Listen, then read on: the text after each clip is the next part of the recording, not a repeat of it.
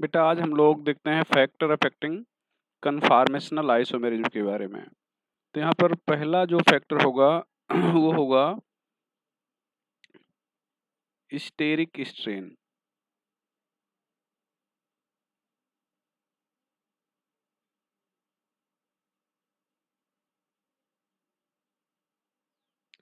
तो ये steric strain क्या होती है? ये स्ट्रेन ड्यू टू रिपल्सन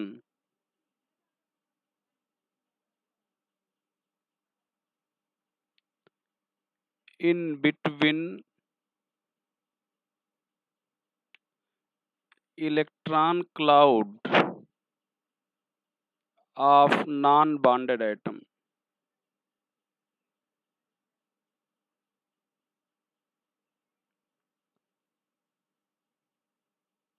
यहाँ पर ध्यान दें,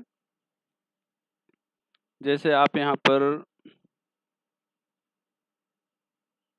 सपोज करो ले रहे हैं C, यहाँ पर ले रहे हैं H, ये H और ये H है, ये दो H हैं जो आपस में नहीं जुड़े हैं, इसलिए इनको नॉन बॉन्डेड एटम कहेंगे। आपस में नहीं जुड़े हैं इसलिए नॉन बॉन्डेड एटम कहेंगे।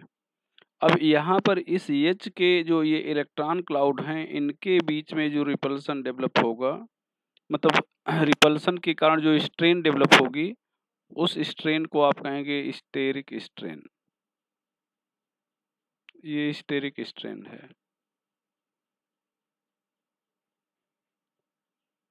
यहाँ पर। अच्छा, ये दूसरा हो जाएगा टार्सियोनल strain.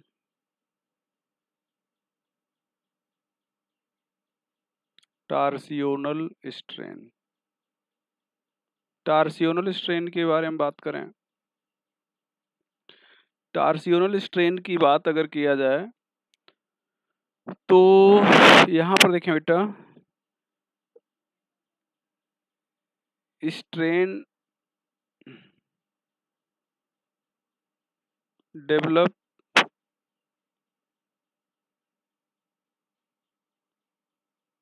Due to repulsion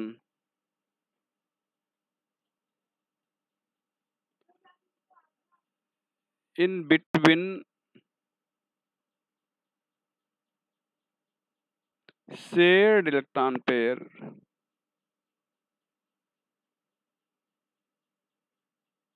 of non-bonded atom।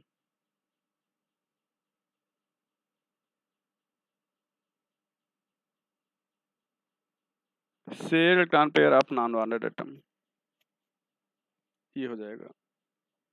तो अब यहाँ पर अगर ध्यान दें, टार्सियोनल स्ट्रेन, अच्छा ये रिपल्सन जो डेवलप होगा उसको आप मतलब इस रिपल्सन से जो एनर्जी डेवलप होगी उसको आप टार्सियोनल एनर्जी कहेंगे। तो यहाँ पर ध्यान दिया जाए, ये टार्सियोनल एनर्जी क्या है, ये यहाँ पर ये इलेक्ट्रॉन क्लाउड है, ये आपस में तो H आपस में नहीं जुड़ा इसलिए इसको नॉन बॉन्डेड एटम कहेंगे, लेकिन ये H इस C से तो जुड़ा है, ये H इस C से जुड़ा है, तो ये जो C से जुड़ा है तो यहाँ पर इलेक्ट्रॉन क्लाउड शेयर भी किया है। तो ये जो शेयर इलेक्ट्रॉन क्लाउड हैं, इनके बीच में रिपल्सन से जो एनर्जी डेवलप होगी उसको टार्सियोनल एनर्जी, और जो स्ट्रेन डेवलप होगी उसको आप टार्सियोनल स्ट्रेन कहेंगे। तो यह हो जाएगा टार्सियोनल स्ट्रेन के बारे में, टार्सियोनल strain.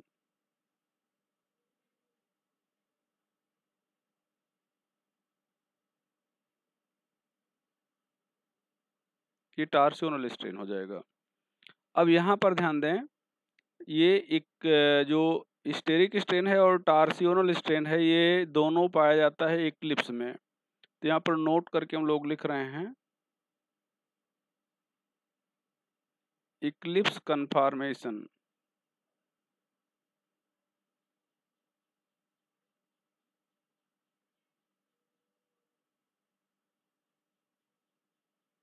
is always less stable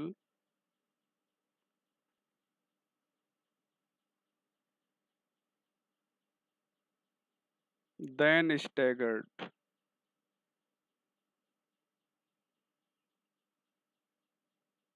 due to steric strain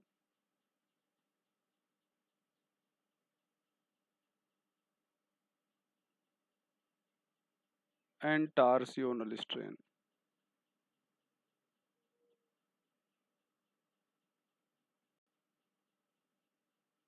अब यहाँ पर ध्यान दें, जैसे ऐसे आप देख रहे हैं, ऐसे ये इक्लिप्स की कंडीशन है।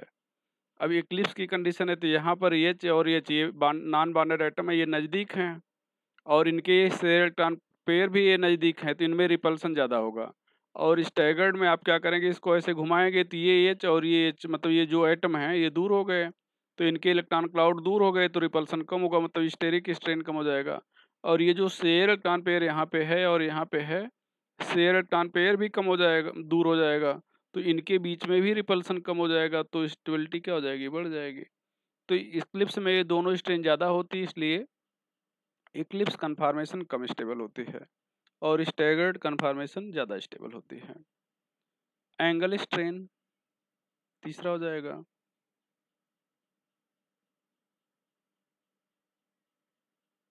Angle strain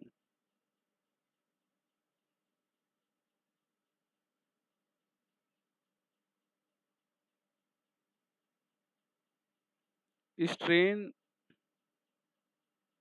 due to deviation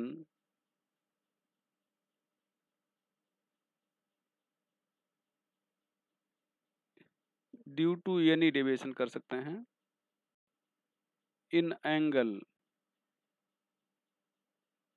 from 109.28 degree. तो 109.28 डिग्री से, चूंकि हमें एल्केन की बात करें तो एल्केन का हाइब्रिडाइजेशन क्या होता है, एल्केन का हाइब्रिडाइजेशन sp3 होता है। तो जब हाइब्रिडाइजेशन sp3 है और यहाँ पर बॉन्ड एंगल 109.28 डिग्री है, 109.28 डिग्री है, ये बॉन्ड एंगल है, तो हम कोई भी एल्केन लेंगे तो हाइब्रिडाइजेशन तो यही मानेंगे, और हाइब्रिडाइजेशन ये मानेंगे तो बॉन्ड एंगल ये देखना चाहेंगे। अगर अब ये बॉन्ड एंगल इससे कम हुआ तो डेविएशन आ जाएगा, तो इस डेविएशन से जो स्ट्रेन डेवलप होगी उसको एंगल स्ट्रेन कहते हैं। यहाँ पर लिखेंगे साइक्लोप्रोपेन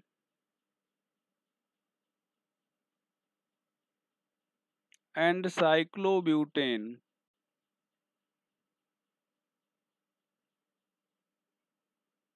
इज लेस स्टेबल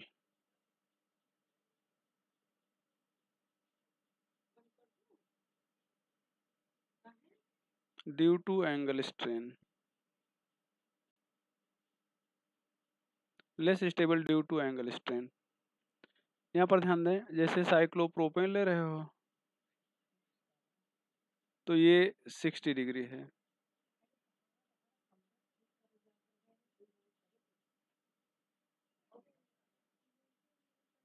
ये 90 डिग्री है।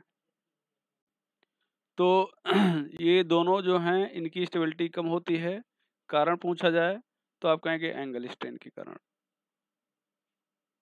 हाइड्रोजन बॉन्डिंग हो जाएगी अगला factor.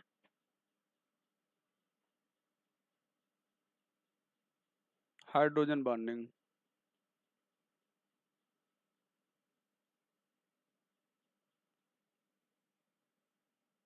If any conformer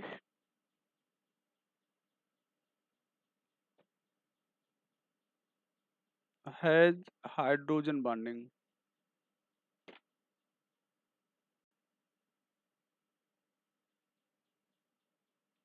then its stability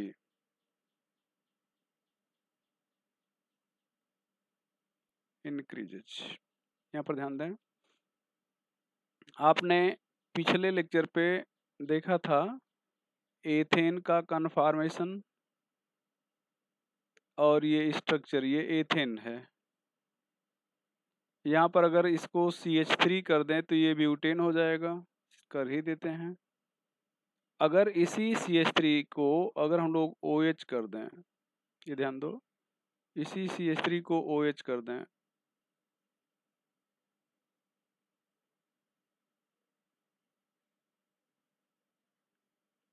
तो ये ग्लाइकॉल हो जाएगा। अब इस ग्लाइकॉल को देखें तो डिफरेंस क्या है ब्यूटेन और ग्लाइकॉल में। यहाँ पर ब्यूटेन में CH3 जहाँ पे हुआ करता था, ग्लाइकॉल में वहीं पर OH है। ये OH है, ये OH है। अब यहाँ पर ध्यान दो इसका मतलब जो स्ट्रक्चर आपने ब्यूटेन के लिए लिखा था वही स्ट्रक्चर आप ग्लाइकॉल के लिए लिखेंगे। तो ग्लाइकॉल में आप क्या लिखने जा रहे हैं, यहाँ पर डायग्राम पहले देख लें। यहाँ पर ये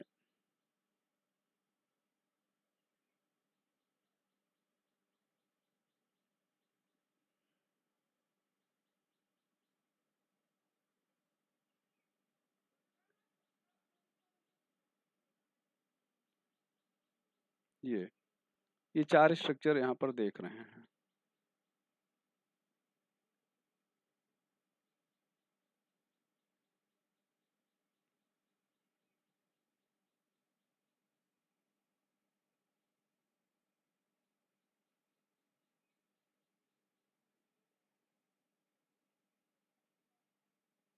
यहाँ पर ये OH, यहाँ पर OH, यहाँ पर H, यहाँ पर भी H, ये H, यहाँ पर H, ये OH,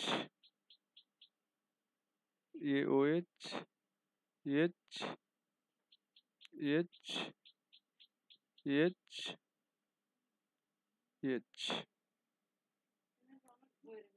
OH, OH,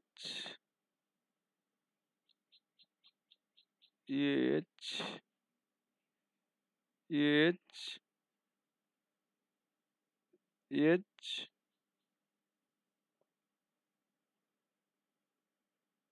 H, यहाँ पर OH, ये OH हो जाएगा। यही सेम स्ट्रक्चर आपने कल ग्लाइकॉल के बारे में देखा था। ये ध्यान दो भैया, ये चीजें। तो यहाँ पर ये 60 डिग्री, ये 60 डिग्री, ये 60 डिग्री, इसको आप फुल्ली इक्लिप्स बोले थे।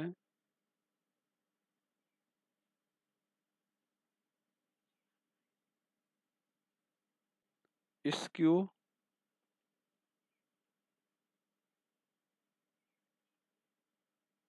ये हाइड्रोजन बॉन्डिंग,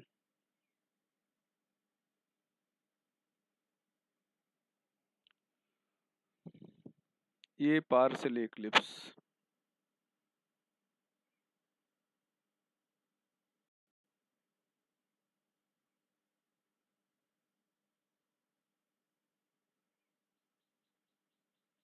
और ये एंटी स्टैगर्ड।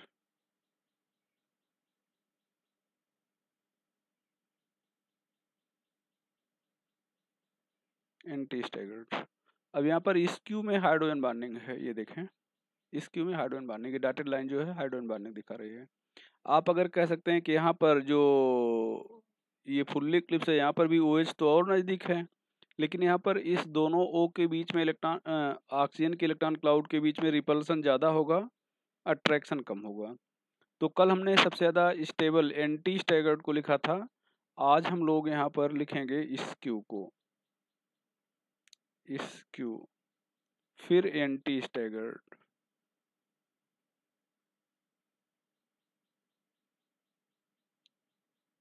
फिर फुल पार्शियल इक्लिप्स,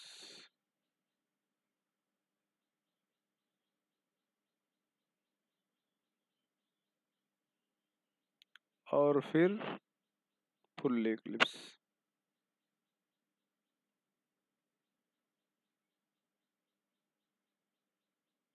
ये स्टेबिलिटी आर्डर आप जरूर याद रखिएगा। Skew, why skew is more stable, तो आप कहेंगे ड्यू टू हाइड्रोजन बॉन्डिंग। यहाँ पर ध्यान दें आगे, यहाँ पर अभी आपने HOCCOH। यहाँ पर आपने H लिया, H लिया, ये ग्लाइकॉल है और इसका ये ऑर्डर है। यहाँ पर ध्यान दें, अगर इसी OH की जगह पर ये OH हटाकर हम F जोड़ दे रहे हैं, बाकी सब कुछ तो वही रहने देते हैं, सॉरी।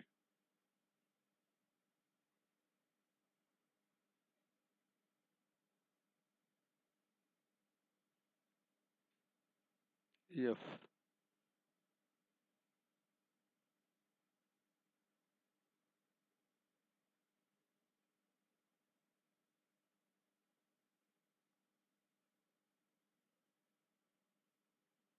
ये तो ये जैसे स्क्यू जो आपने बनाया था यहाँ पर, स्क्यू में यहाँ पर अगर आप ध्यान दें, ये OH था, यहाँ पर अगर अब की हम F कर देते हैं तो F के कारण यहाँ पर हार्डवेयर बॉन्डिंग पाई जाएगी।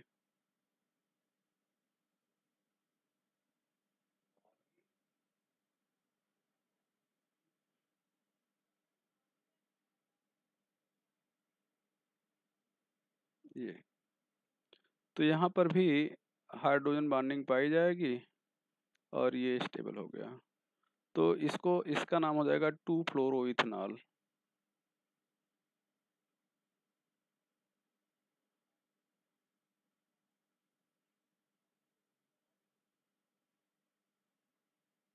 इथेनॉल।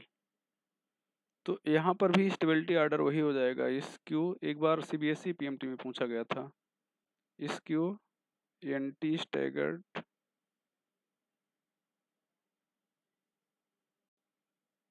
और भैया partially Eclipse,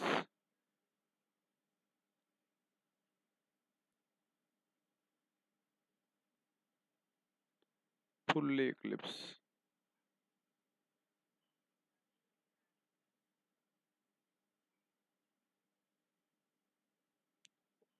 more stable due to hydrogen bonding.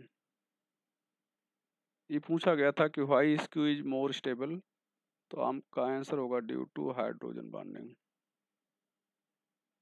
तो ये कुछ एग्जाम्पल बता दिए गए, ध्यान रखिएगा। एक होता है पोलरिटी। तो पोलरिटी भी एक इफेक्ट है। अब यहाँ पर अगर अपोजिट पोल नज़दीक होंगे किसी कन्फॉर्मेशन में, if in any conformation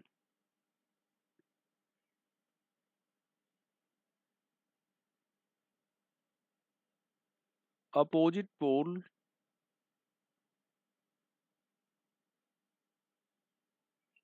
is close, then it is stable. While if similar pole is close, then it is unstable. तो ये फैक्टर हैं जो अफेक्ट करते हैं कन्फॉर्मेशनल आइसोमेरिज्म के स्टेबिलिटी को। इस पे चर्चा हो गई। थोड़ा सा यहाँ पर हम लोग आगे एक और टॉपिक ले लेते हैं, बेयर स्ट्रेन थ्योरी। ज़्यादा तो नहीं बताएंगे, Baeyer strain theory.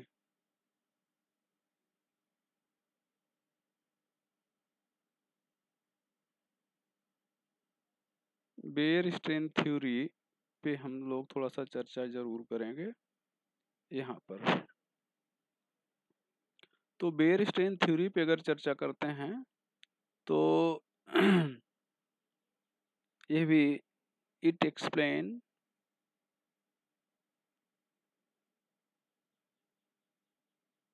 Stability of cyclic compound.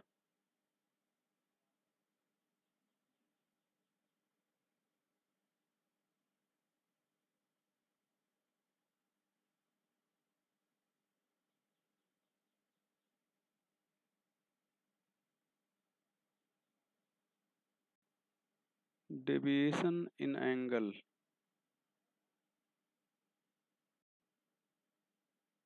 Alpha से रिप्रेजेंट करेंगे is inversely proportional to stability. यहाँ पर ये सॉरी इसको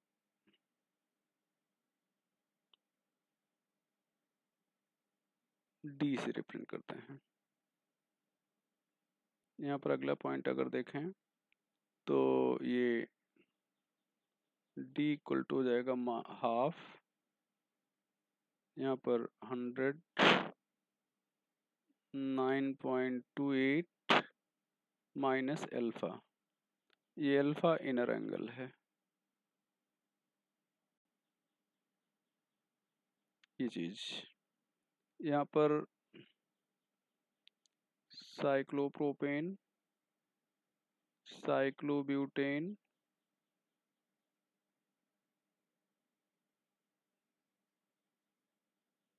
साइक्लोपेंटेन,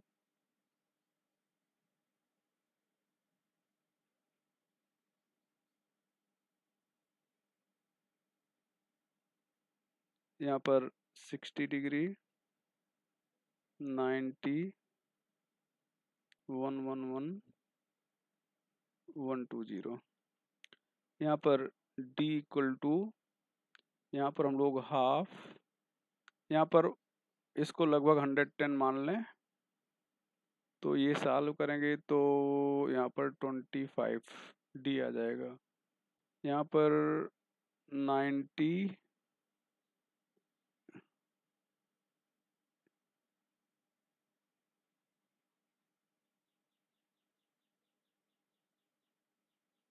इसको यहाँ पर 110 माइनस 90 अपॉन 2, तो नियर अबाउट 10 आ जाएगा। यहाँ पर देखा जाए 110 माइनस 111 अपॉन 2, यहाँ पर माइनस 0.5 आ जाएगा। यहाँ पर 110 माइनस 111/2, तो यहाँ पर माइनस 5 डिग्री आ जाएगा। तो यहाँ पर मिनिमम डेविएशन है, इसलिए इसकी स्टेबिलिटी मैक्सिमम होगी। तो यहाँ पर अच्छा, ये माइनस से मतलब नहीं है, यहाँ पर केवल वैल्यू से मतलब है। एक चीज ध्यान रखिएगा, स्टेबिलिटी ऑर्डर अगर चर्चा किया जाए भैया स्टेबिलिटी ऑर्डर पे, तो यहाँ पर cyclopentane,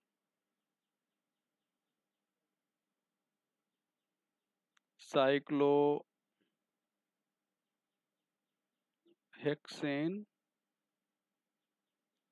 cyclobutane, cyclopropane,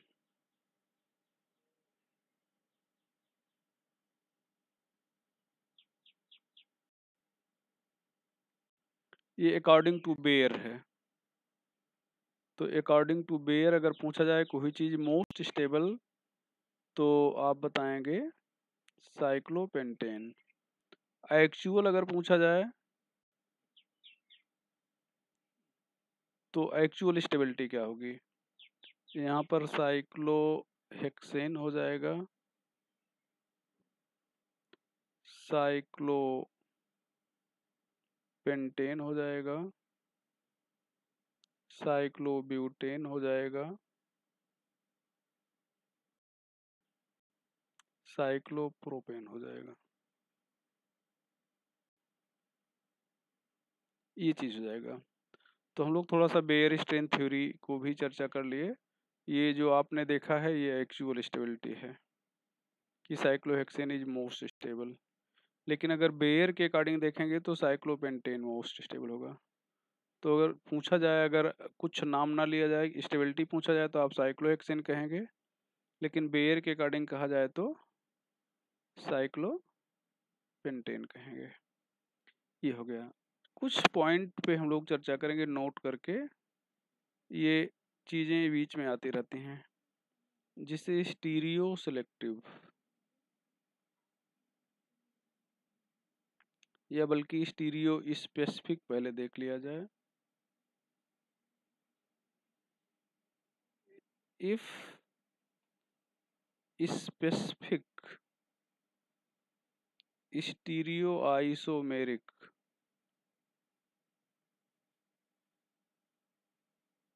product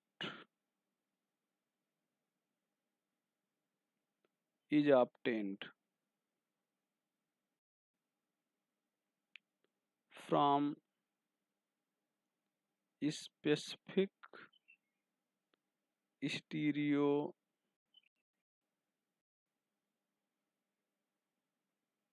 isomeric reactant।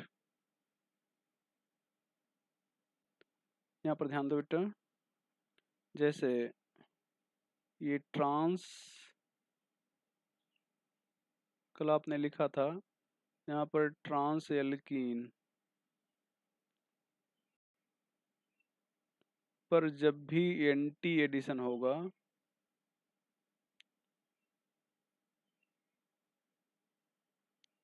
तो यहाँ पर मीसो या इरिथ्रो आर इरिथ्रो प्रोडक्ट, ये कन्फर्म है। अब यहाँ पर ध्यान दो, ये एक ऐसे लिखा गया था 4, यहाँ पर दूसरा सिस एल्कीन पर एंटी एडिशन होने पर एंटी एडिशन,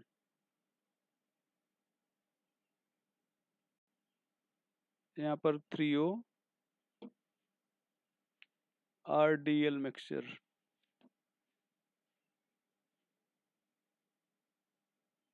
यहाँ पर तीसरा ट्रांस एल्कीन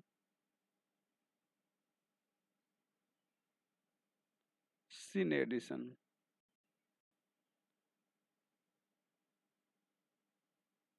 यही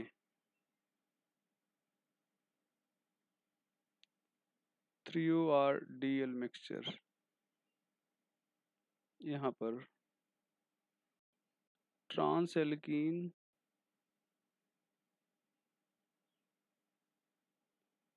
sorry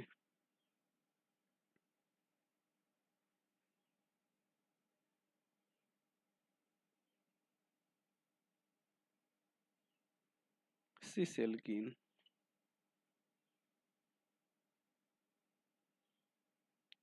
sin addition,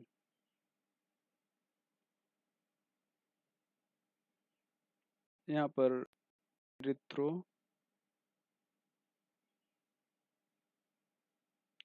are Meesho. ये भैया सभी जो रिएक्शन हैं ये स्टीरियो स्पेसिफिक रिएक्शन कहलाएंगे, मतलब विशेष स्टीरियो आइसोमेरिक प्रोडक्ट मिला है विशेष स्टीरियो आइसोमेरिक रिएक्टेंट से। यहाँ पर पिछले लेक्चर पे बताया गया था कि जो हैलोजन का एडिशन है ये हमेशा एंटी होता है। अब यहाँ पर ट्रांस एल्कीन लिया जा रहा है, ये ट्रांस, तो यहाँ पर अगर Br2 जोड़ दिया जाए तो यहाँ पर ये मीसो प्रोडक्ट बन जाएगा। ये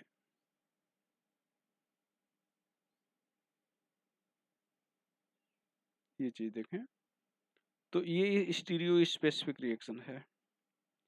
स्टीरियो सिलेक्टिव अगला वर्ड है स्टीरियो सिलेक्टिव। यहाँ पर reaction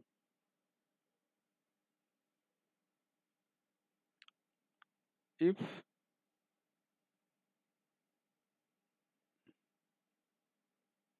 specific stereo isomeric product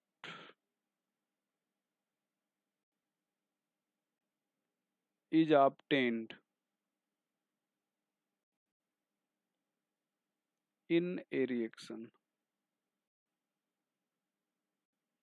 अगर किसी रिएक्शन में स्पेसिफिक स्टीरियो आइसोमेरिक प्रोडक्ट मिल रहा है, if specific stereo isomeric product is obtained in A reaction, किसी रिएक्शन में स्पेसिफिक स्टीरियो आइसोमेरिक प्रोडक्ट मिल रहा है, मतलब उसका रिएक्टेंट जो है वो स्टीरियो आइसोमेरिज्म रखता है या नहीं, इससे मतलब नहीं है, लेकिन प्रोडक्ट में जो स्टीरियो आइसोमेरिज्म है वो स्पेसिफिक होनी चाहिए, मतलब विशेष होनी चाहिए।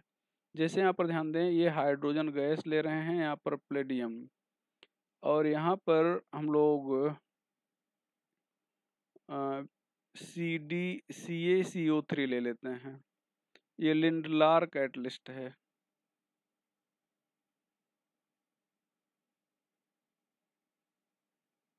ये क्या करता है भैया, ये सिस एल्कीन में बनाएगा, मतलब ये एल्काइन को सिस एल्कीन में रिड्यूस करेगा। यहाँ पर देखो ट्रांस मिल सकता था, नहीं मिला। अगर यहाँ पर हम लोग लिक्विड अमोनिया और सोडियम ले लें, यहाँ पर लिक्विड अमोनिया और सोडियम ले लें, तो ये इसको ट्रांस एल्कीन में रिड्यूस करेगा। ये यहाँ पर ट्रांस ये मेजरली मिल रहा है, ये तो यहाँ पर ध्यान दो, ये यहाँ पर सिस मिला, ट्रांस मिल सकता था, नहीं मिला। यहाँ पर ट्रांस मिला, सिस मिल सकता था, नहीं मिला। तो ये दोनों रिएक्शन जो है स्टीरियो सिलेक्टिव रिएक्शन है। यहाँ पर ये बिर्च रिडक्शन कहलाएगा।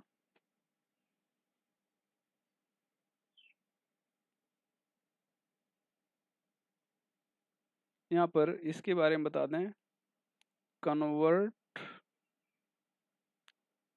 Non terminal alkyne,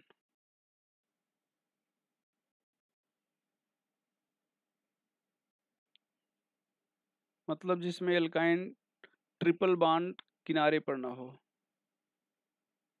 into alkene, non terminal alkyne into alkene. यहाँ पर all stereo specific reaction are also stereoselective, but reverse is not true. Reverse is not true. ये हो गया, तो इस चीज को भी आप जानते रहेंगे। अब आगे की चर्चा जो हम लोग करेंगे भैया, वो करेंगे इलेक्ट्रॉन डिस्प्लेसमेंट टॉपिक पे। तो ये लेक्चर यहीं पे ख़त्म करते हैं हम लोग।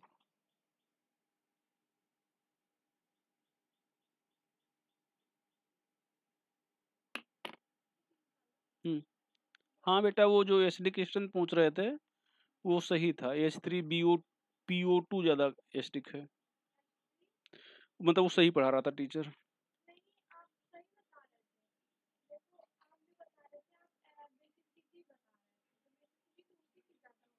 बेसिसिटी ज़्यादा होगी, लेकिन एसिडिक क्वेश्चन तो H3PO2 की ज़्यादा होगी। उसका वाला सही था। बता देना अनुराधा को भी।